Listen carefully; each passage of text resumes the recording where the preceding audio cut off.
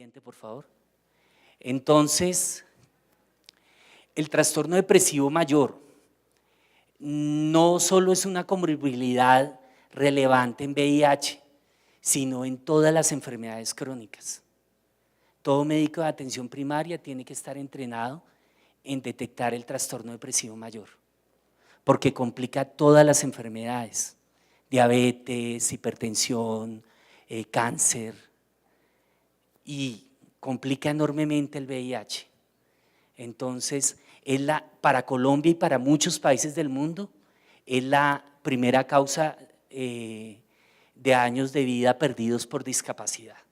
Entonces, pues digamos que hace mucho tiempo el trastorno depresivo dejó de ser una cuestión de actitud para empezar a considerarse una enfermedad como tal, en la cual hay suficiente evidencia que en el sistema nervioso circuitos involucrados con la regulación del ánimo, del estado de ánimo, no están funcionando adecuadamente y que requiere un tratamiento. Entonces, sí, les decía que en muchos artículos, ahí está la referencia de ese. También la importancia que se está dando al desafío de la comorbilidad entre VIH y depresión. Esta publicación donde enfatiza que la depresión puede elevar el riesgo de transmisión. Las personas con depresión tienden a no prestar, digamos, a no valorarse de la misma manera que se valoraban, a exponerse a situaciones de riesgo, a consumir más alcohol o drogas e incluso a inyectables, y tienen mayor riesgo de acabar, a involucrarse también en relaciones en las cuales están buscando no sentirse solos, que pueden ser relaciones casuales y pueden terminar infectándose y transmitiendo el virus. Entonces, importante detectar la depresión tempranamente. También es importante el tema en embarazadas que tienen VIH. Es altísima la frecuencia de depresión durante el embarazo y en el posparto. Y también es muy frecuente la depresión en niños que viven con VIH. Entonces, lo que enfatizan es que para la depresión hay tratamientos efectivos, y en las personas con VIH son sumamente efectivos los tratamientos para la depresión. Entonces, pues, es animarse a detectarla. Esencial para detectarla son dos las preguntas grandes. Si uno hace esas dos preguntas, ya por ahí se puede enfocar. La primera: en los últimos 15 días ha notado una disminución persistente de su estado de ánimo o se ha sentido triste, abatido. La mayor parte del tiempo, casi todos los días. Esa es una. Y la otra es si ha notado una disminución notable del interés o el placer en las actividades que habitualmente le interesaban o le gustaban o eran placenteras para usted durante los últimos 15 días. Si una persona contesta sí a alguna de esas dos, pues tiene una alta posibilidad de tener una depresión. Si contesta las dos, mucho más alta, y pues entonces uno ahí revisa el resto de criterios, lo refiere al psicólogo o lo refiere al psiquiatra. Siguiente, por favor. Tengo otra de trastorno depresivo mayor.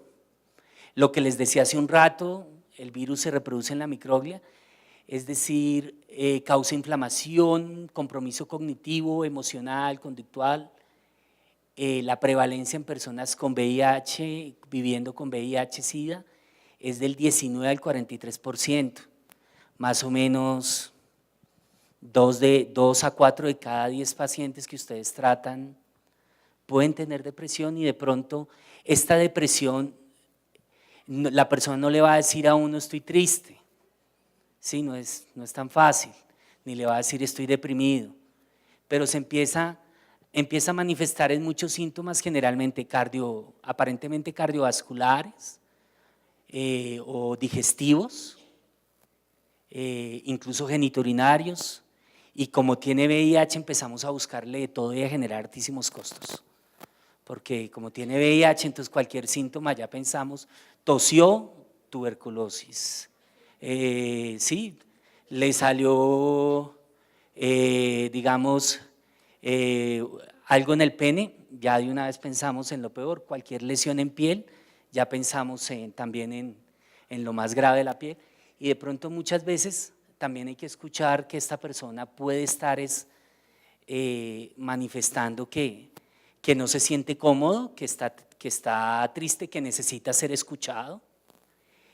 Pues ellos están afrontando muchas cosas difíciles, su familia, con su pareja, con sus hijos, con su estilo de vida que traían previamente y pues darles el tiempo para hablar de esas cosas. Y seguramente ahí van a empezar a abrirse más y a hablar más de que se sienten que ya no son valiosos, que sienten que ya no son útiles, o que sienten que ya no hay esperanzas, o que han considerado que sería mejor morir. Siempre la secuencia más prudente para preguntar por ideas suicidas es preguntarle a la persona qué planes tiene. Y de acuerdo a lo que uno le conteste, bueno, ¿y qué planes tenía antes? ¿Y qué ocurre para que usted ya no quiera hacer esas cosas que quería hacer antes? ¿Y alguna vez ha pensado en que sería mejor morirse? ¿Y alguna vez ha pensado en intentarlo? Y así uno va gradualmente y puede explorarlo, porque estas personas tienen un alto riesgo de suicidio. Entonces, en la consulta es bueno explorarlo de esa manera muy gradual, muy prudente, muy comprensiva con ellos, no de una decir se quiere suicidar, sino gradualmente. Bueno, también estas personas, por lo que les contaba, esa reacción les contaba antes, a veces tienen esa reacción de rabia y pues a mí nadie me avisó, yo porque sí tengo que avisar, ¿sí? Yo porque sí tengo que cambiar y no seguir teniendo la vida que llevaba antes. Si a mí nadie me avisó, a mí nadie me notificó que había estos riesgos, entonces pueden tener ese tipo de reacciones que favorecen la transmisión, la diseminación de la infección. Pues hay medidas coercitivas, pero eso no funciona, eso que les digan que la ley dice que si la transmite eso es un delito y si no le avisó, pero rara vez uno ve a alguien que judicialicen por eso. Entonces la idea es más bien generar conciencia, la importancia de que todas sus parejas, que entre en tratamiento, primero que todo, que entre en tratamiento, que use siempre protección con condón y que genere con cada pareja, y hay estrategias para hacerlo, la suficiente confianza para que esa persona también se haga la prueba. Bueno, tienen también mayores tasas de no adherencia al tratamiento. Una persona con depresión que ve que su futuro quedó truncado, pues tiene menos posibilidad de involucrarse, de ser adherente al tratamiento. Hay que trabajar ese tema. También se ha visto que cuando la depresión no se trata, la enfermedad por VIH progresa más rápido y tiene mayor mortalidad, se reducen más rápido los CD4, los recuentos de CD4. La depresión es per se un estado de inmunosupresión y también, de hecho, en otros temas uno habla que favorece la aparición de cáncer también. Entonces, por todo lado la depresión, cuando uno ve el hilo conductor de la mayoría de enfermedades crónicas es depresión. Entonces, tenerla siempre presente. Siguiente, por favor. Entonces, el otro tema es el delirium. Pues el delirium es por disfunción del sistema nervioso y es por algún motivo. El delirium no es un trastorno psiquiátrico, digamos por así decirlo, funcional. Siempre que hay un paciente que haya un paciente que tenga alteración fluctuante del estado de conciencia, pueden tener ideas delirantes, pueden tener alucinaciones, pero variables y poco estructuradas, están desorientados, están confusos. Siempre hay que buscar qué les está pasando, no pensar que eso es de psiquiatría. El médico tiene que ordenar los exámenes para descartar alteraciones hidroelectrolíticas, anemia, hipoxia, alguna infección, tanto sistémica como del sistema nervioso central. Ahí sí mirar todas las posibilidades de las oportunistas, estudiar muy concienzudamente este paciente. Porque el delirium, si no se diagnostica y no se detecta la causa, tiene una altísima mortalidad. Entonces, antes del Targa, ¿qué causaba bueno, todo este panorama con la terapia antirretroviral de gran actividad que se vino a instaurar desde el 95 hasta el 98, todos estos trastornos se redujeron, pero de todas formas aún siguen. Sobre todo, pues si la persona no es adherente a la terapia, pues tiene más probabilidad de presentar esta situación. Entonces, antes del Targa, ¿qué era lo más frecuente en delirium? Infecciones bacterianas del sistema nervioso central o sistémicas, la encefalopatía por citomegalovirus, la encefalopatía por Mycobacterium avium, infecciones micóticas o la hipoxia por neumonía por neumocistis. También estaba ahí y todavía está la neurosífilis, es la gran simuladora, tanto en lesiones para depresión, para delirium, para demencia, en todas las personas que presenten estos síntomas y más si tienen VIH, siempre explorar la posibilidad de sífilis. Y después del Targa, entonces, la toxicidad por polifarmacia, el doctor que terminó su exposición les mostró todas las posibles efectos secundarios, interacciones farmacocinéticas, farmacodinámicas, de todo.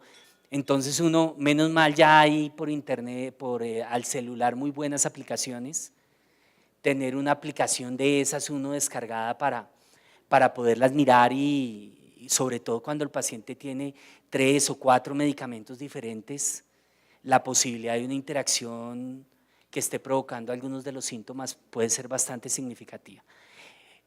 Bueno, y también otro tema importante es la intoxicación o abstinencia de sustancias psicoactivas.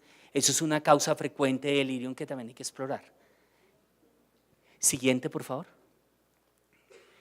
Entonces, los trastornos neurocognitivos que va a detallar el doctor Nariño, y por eso yo no me voy a extender ahí, está el trastorno cognitivo motor menor, que puede pasar inadvertido, que podemos no darnos cuenta que esta persona está teniendo fallas de memoria, está teniendo dificultades en funciones ejecutivas.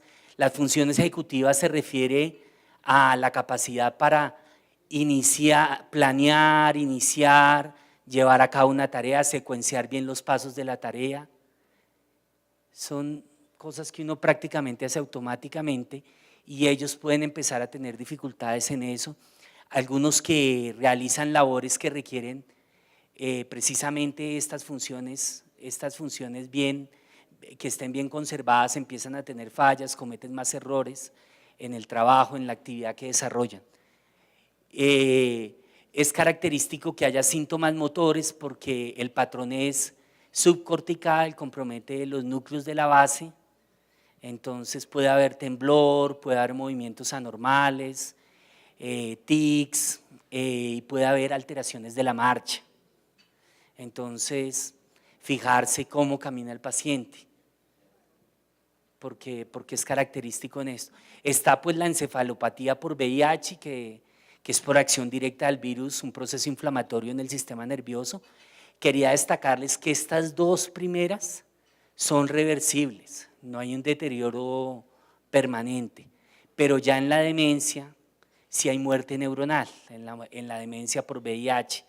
Entonces, en las dos primeras, digamos, estar muy atento para detectarlas porque tienen tratamiento.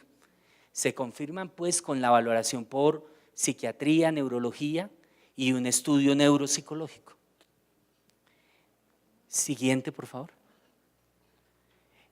Entonces con las sustancias psicoactivas, que como les decía, pues digamos que es un vector directo, porque un usuario de sustancias por vía endovenosa pues es una forma de transmisión y es muy frecuente en otras latitudes, en Colombia cada vez es más frecuente que haya personas que se inyecten sustancias. En nuestro medio pues digamos la mayoría de veces incluso la heroína la inhalan o la fuman, la inhalan sobre todo, pero pues no he visto muchos pacientes que se la inyecten en nuestro medio, pues el medio de fuerzas militares y lo mismo con la cocaína, no vemos realmente que se la inyecten, pero de todas formas las sustancias, incluso el alcohol, pues desinhiben, generan su efecto de que la persona no calcula los riesgos y tampoco va a usar adecuadamente la protección con el condón y tampoco va a mirar de la misma manera con quién tiene relaciones sexuales. Entonces, en última, se están exponiendo a infectarse. Si una persona ya tiene un patrón de dependencia, pues también tienden a descuidarse a afectarse su autoestima, a perder el interés en las cosas que les gustaban y pues el patrón de consumo es repetitivo y pues la persona es capaz de hacer cosas con tal de conseguir la sustancia. Dentro de esas cosas está tener relaciones sexuales. Entonces es importante pues las personas que tienen problemas con sustancias que inicien un tratamiento. Hay tratamientos efectivos, probados que funcionan.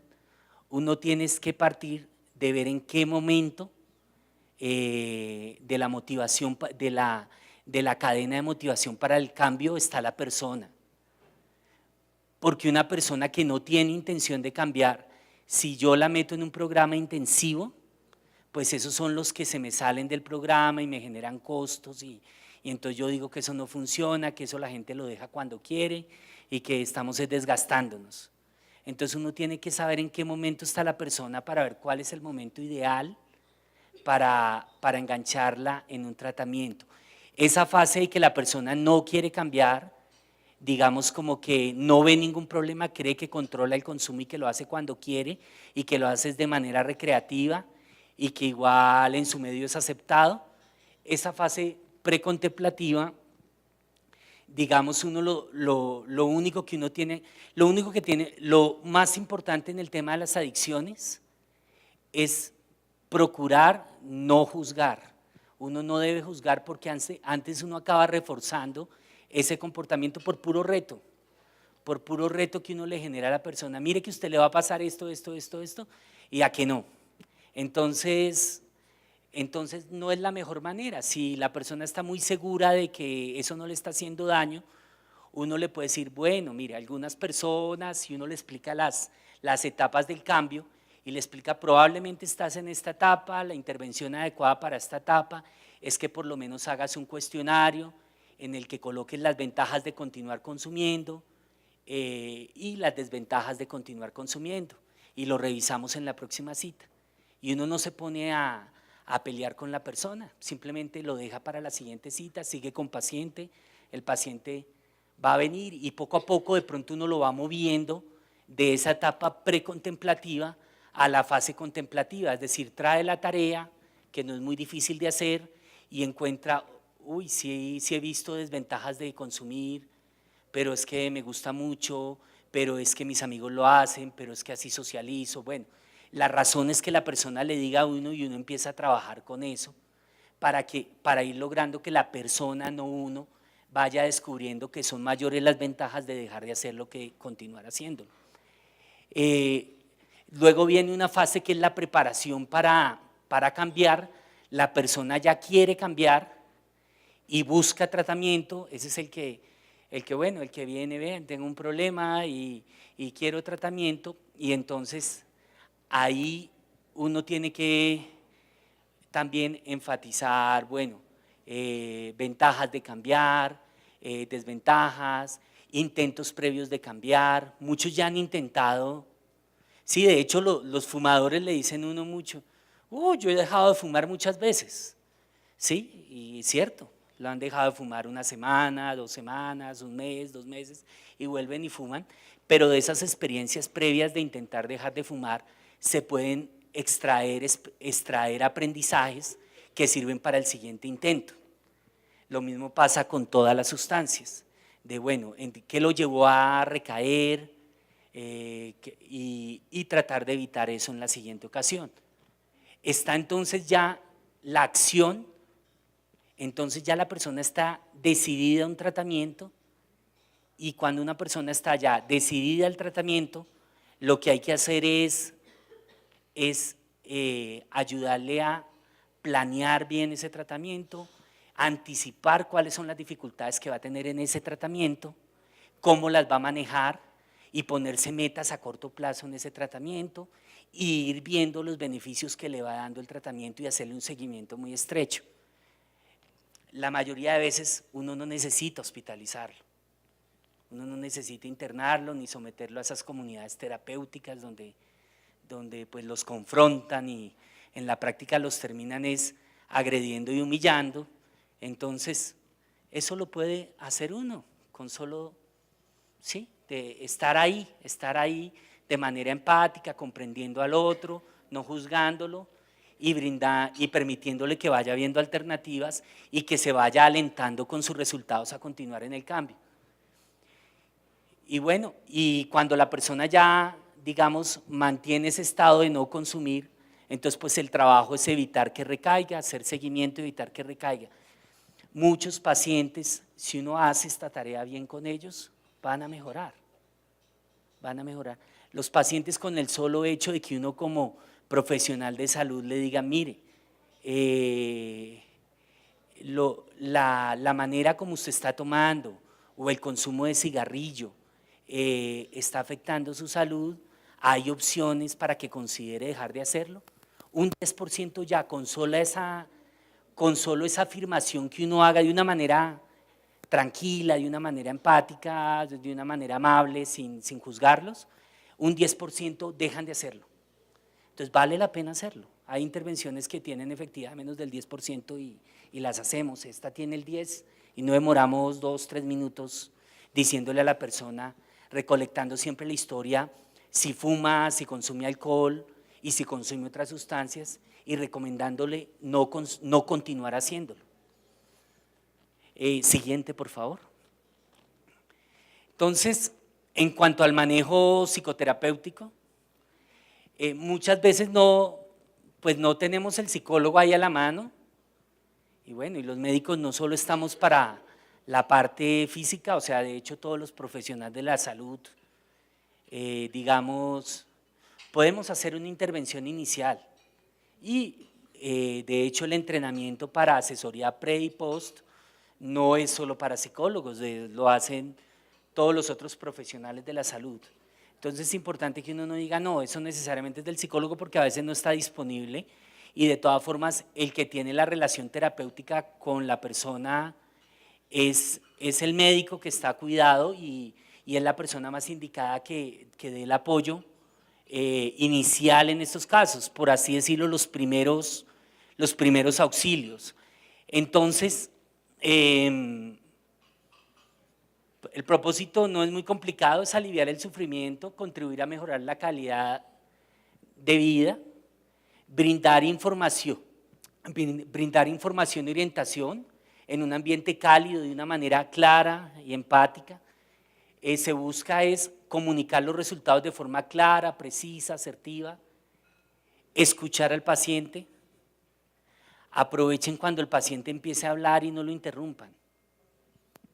¿Sí? Así ustedes tengan más preguntas, déjelo que hable y háganse una imagen mental de lo que le está contando, tal cosa, y cuando haga algún silencio ahí ustedes dicen, bueno, ¿cómo complemento esa imagen mental de las circunstancias de lo que me está relatando? Y otra vez déjenlo que hablen, no hablen tanto ustedes. Es lo mejor que uno puede hacer, porque la persona muchas veces necesita es hablar, no que le hablen tanto. Bueno, escuchar, asesorar en cuanto al afrontamiento de las situaciones, por ejemplo, qué hacer en ese momento, a quién contarle, a quién no contarle, cuáles son sus derechos, cuál es la confidencialidad, todas esas cosas, porque la persona le dice, le digo de una vez a mi pareja, ¿cómo le digo? ¿Cuándo le digo? Le digo a mi familia, ¿será que en mi trabajo se van a enterar? Todas esas cosas, pues en la medida que el paciente vaya preguntando, pues aclararle. Y bueno,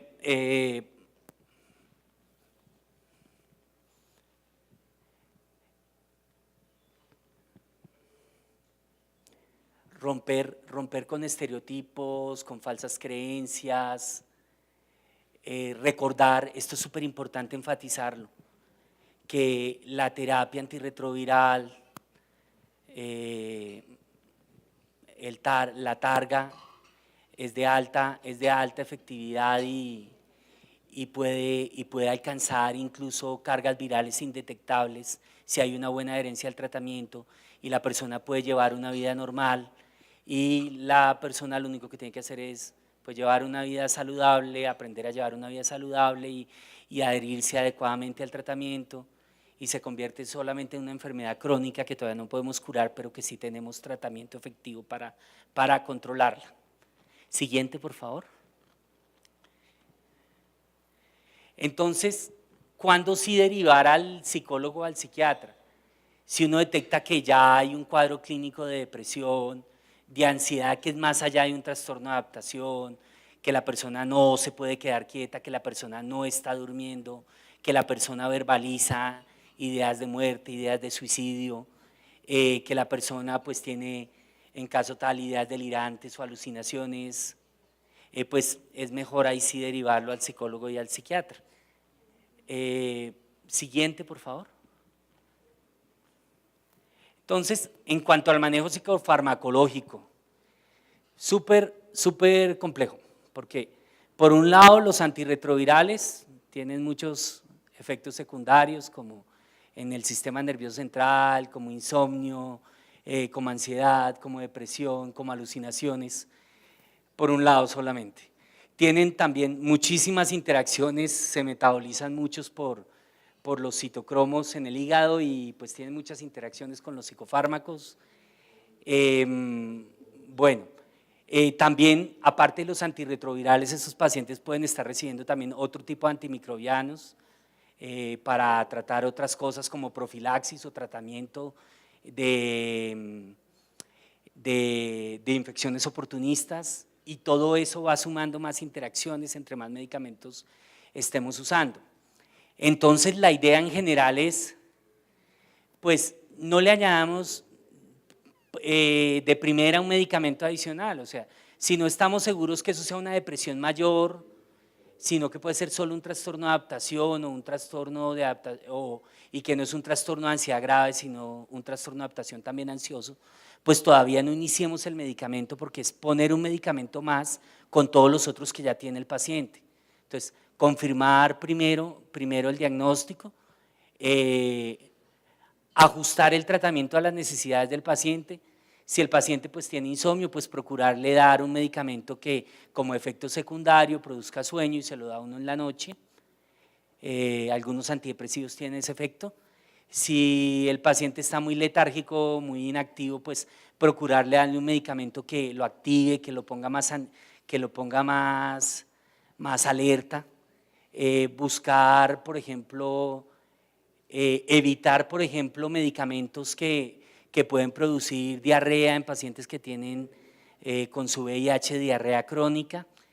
En general, iniciar con una dosis baja, la mitad de la que uno usaría en un adulto sin VIH y titular lentamente, preferir los inhibidores de recaptura de serotonina.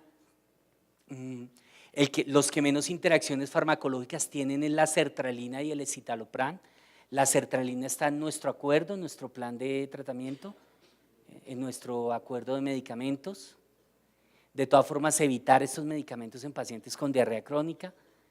Procurar no usar benzodiazepinas por el riesgo de adicción que tienen estos pacientes y porque podría provocar o exacerbar delirium. Y como antipsicótico, pero pues digamos que eso lo puse ahí, pero eso es ya de manejo del psiquiatra. Tratar de entender que estos pacientes, como tienen un patrón de compromiso subcortical en los núcleos basales y los antipsicóticos bloquean dopamina, que es el neurotransmisor en esa área del cerebro, entonces pueden provocar muchos efectos extrapiramidales. Le toca a uno iniciar los antipsicóticos en dosis bajas y preferir los que tienen menos potencial de efectos extrapiramidales. Siguiente, por favor. Y bueno, y acá quería como ya, aquí sí, interactuar un poco más con ustedes. Es una prioridad, porque una de las causas para que las personas que verdaderamente necesitan el tratamiento no les llegue el tratamiento es que esas personas sienten que van a ser, perciben que van a ser rechazadas, que no van a ser adecuadamente comprendidas, que van a ser juzgadas y evitan ir al tratamiento. Entonces se pueden invertir cuantiosos recursos, pero no le están llegando al que realmente lo necesita.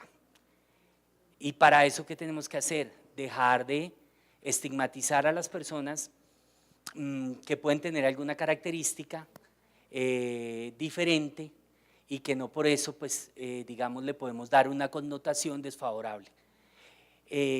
Siguiente, por favor. Esto es de un curso que hicimos hace poco en Guatemala. La idea, pues, no es hacer acá el taller como tal, pero sí contarles, y tenemos autorización también para dejarles, si quieren, el material completo para que se pueda replicar el taller. El taller busca que las personas entiendan qué es el estigma, qué es la discriminación, en el tema sobre todo de identidades de género y orientaciones sexuales diversas, para que evitemos eso, porque eso aleja a la persona de nuestro tratamiento. Cualquier comentario que nosotros como personal de salud se nos salga inadecuado sobre una persona por tener una identidad de género, una orientación sexual diversa, pues lo va a alejar de nuestro tratamiento. Entonces tenemos que procurar evitar eso. Siguiente, por favor. La siguiente.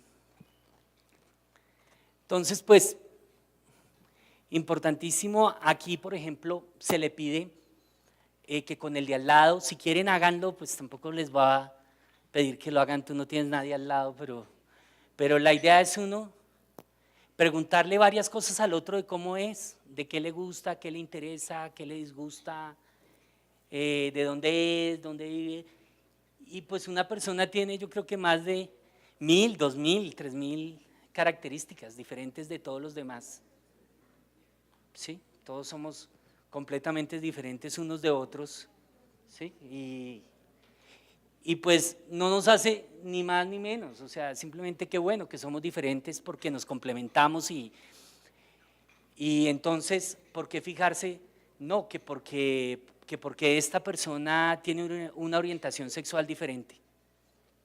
Eso es solo una característica entre muchísimas y es una variable natural y normal. O que porque tiene una identidad de género diferente, lo mismo. Es solo una de muchas características. Grandes figuras en toda la historia han tenido orientaciones sexuales diferentes a las habituales, a las hegemónicas, y no por eso dejan de ser ampliamente exitosos y reconocidos, y uno no tiene por qué ponerse a juzgar a alguien simplemente por lo que ocurre en su intimidad. Entonces, pues cada quien es como, ahí lo muestran como un caldo de muchas cosas. Siguiente. Y bueno, y hay varios términos que a veces confundimos. Por ejemplo, una cosa es identidad de género, otra cosa es la orientación sexual, otra cosa es el sexo biológico y otra cosa es la expresión de género. Por ejemplo, ¿quién se atreve a definir alguna de esas? Siguiente, por favor. ¿Cuál de esas definiciones corresponde a la de sexo biológico? Es en test, no es tan complicada.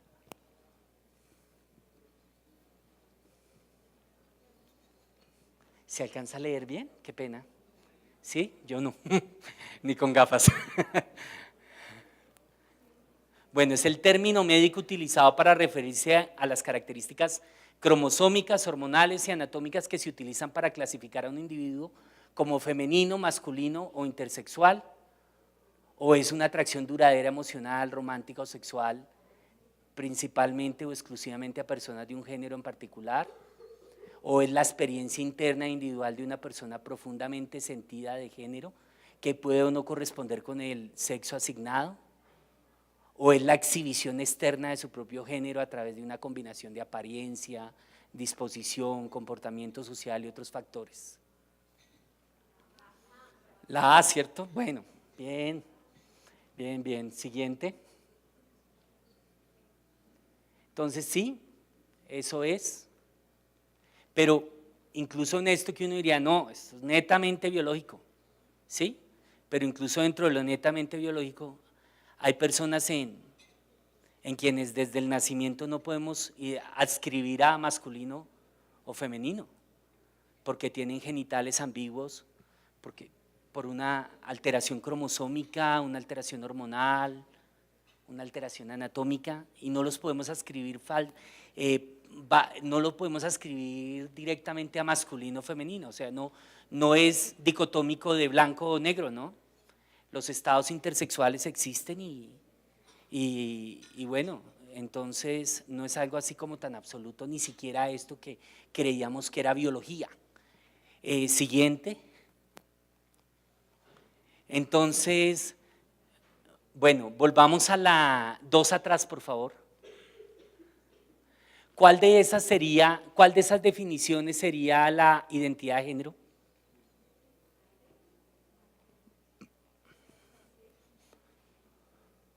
Experiencia interna e individual de una persona profundamente sentida de género que puede no corresponder con el sexo asignado al nacer. Esa es la identidad de género. Es una persona que teniendo un sexo biológico correspondiente a masculino, se siente femenino o viceversa. Y ese sentimiento es inmodificable, no depende del deseo, de una decisión de esa persona. Es, digamos, esa persona se siente que está en un cuerpo que no corresponde a su verdadero sentimiento de género. Sí, volvemos a la que estábamos. Esta es la de expresión de género. Siguiente, por favor. La que expliqué fue la identidad de género. Esta digamos, señalo ahí el cerebro porque es cómo se percibe, cómo se siente. No importa que muestren sus genitales, sí, esa persona se siente de determinado género. Entonces se llama o mujeres trans o hombres trans. La anterior ahora sí. La anterior, por favor.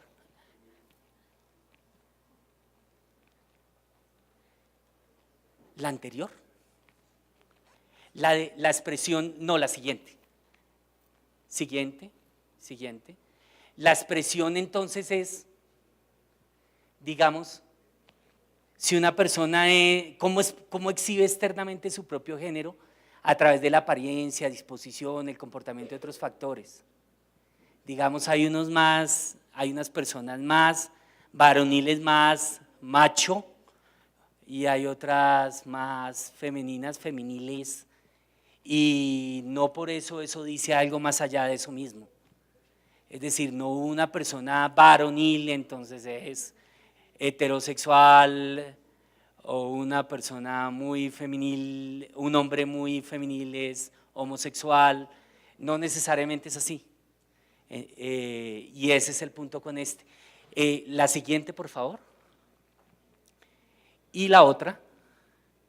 Y aquí viene lo de orientación sexual, que es atracción, se señala más, obviamente la atracción también está en el cerebro, pero ahí señalan como el corazoncito.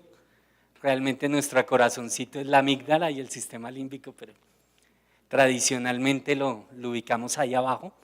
porque sí, cuando alguien siente ese cosquilleo, ese mariposeo y eso, entonces quedaba por ahí, pero eso realmente indica es una atracción duradera, emocional y romántica, principalmente, puede ser principalmente o exclusivamente a personas de un género en particular, o puede ser a ambos géneros. Hay personas que sienten tanto atracción por otros de su mismo género como del otro género. Esa es la orientación sexual. Entonces son esos 4 parámetros. Siguiente. Identidad de género, que tiene que ver con un sentimiento de ser de determinado género, así el cuerpo indique otra cosa. La expresión de género, que tiene que ver con la apariencia, con el comportamiento, con la manera de vestir. El sexo biológico, que tiene que ver pues con los genitales, con las hormonas, con los cromosomas, con lo biológico. Y está la orientación sexual. Y pues cada persona se mueve en ese continuo de cada una de esas 4 cosas, y no necesariamente el hombre varonil masculino es heterosexual, no necesariamente es decir, cualquier posibilidad de combinación entre esas está. Y pues eso, pues como decía, en la sopa o en el caldo, eso no tiene por qué generar que esa persona reciba un trato desfavorable, porque por el contrario necesitamos que esa persona se integre a los tratamientos, se sienta bien recibido, se sienta aceptado. Siguiente. Bueno, ve, y no los dejé hablar finalmente, muy poco. ¿Y qué preguntas tienen?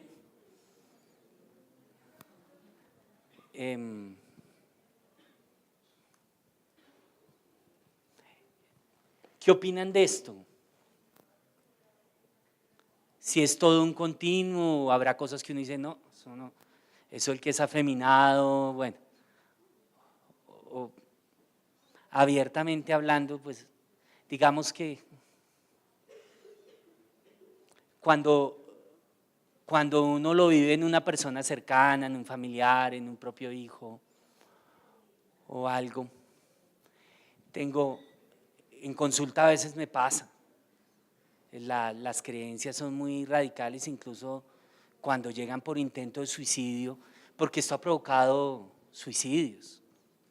El que a una persona no la acepten, no la respeten, no entiendan que eso no es una decisión personal, sino que es algo que la persona profundamente siente y se identifica con eso, y se acaban terminando intentando suicidarse o suicidándose. Y digamos que cuando uno a veces habla con los familiares, no, yo prefiero tener un hijo muerto que un hijo gay. Y pues, entonces, pues, ¿de qué manera pretendemos estas poblaciones de hombres que tienen sexo con hombres y mujeres trans tienen prevalencias de VIH hasta 15, 20 veces más altas que la población general? Y si no los acogemos, si no los aceptamos, pues no vamos a controlar la epidemia, porque ellos van a seguir en el bajo mundo, en la clandestinidad, no clandestinidad, no es la palabra adecuada, pero por debajo, continuando teniendo una vida sexual furtiva, sin ninguna prevención, sin ningún acceso a tratamiento, y la epidemia va a continuar. Independientemente de que, digamos, éticamente lo correcto es uno respetar a quien como es. Bueno, muchas gracias, muy amables.